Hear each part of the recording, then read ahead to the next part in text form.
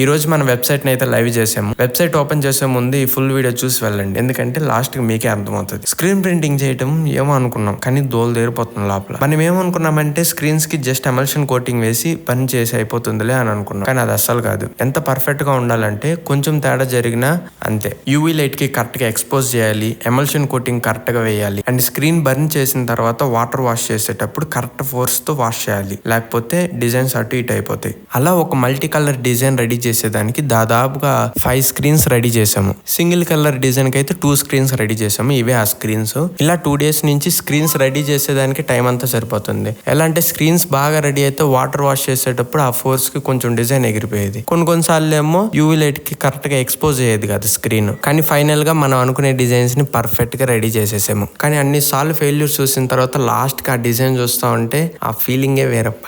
Full satisfaction. And ఈ designs కున్న ప్రత్యేకత ఏంటంటే ఈ ప్రతి డిజైన్ ని ఓన్లీ హ్యాండ్ మేడ్ అనమాట. హ్యాండ్ తో డ్రా చేసి స్క్రీన్ ప్రింటింగ్ చేసాము. అండ్ లాస్ట్ కి టుడే మన వెబ్సైట్ లైవ్ కి అయితే వచ్చింది. ఈ బ్యూటిఫుల్ డిజైన్స్ ని మీకు కావాలంటే త్వరగా గ్రాప్ చేసుకోండి, ఎందుకంటే ఈ డిజైన్స్ ఓన్లీ కొన్ని టీషర్ట్స్ కే లిమిట్ చేసాము. మళ్ళీ ఇవి కనపడవు. మళ్ళీ కొన్ని డేస్ తర్వాత మళ్ళీ కొత్త డిజైన్స్ వస్తాయి. అలా రిపీట్ అవుతూ ఉంటది ఈ process.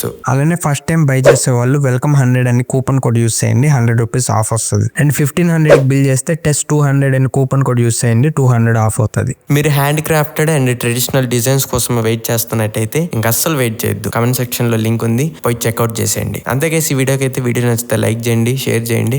Until then take care, bye.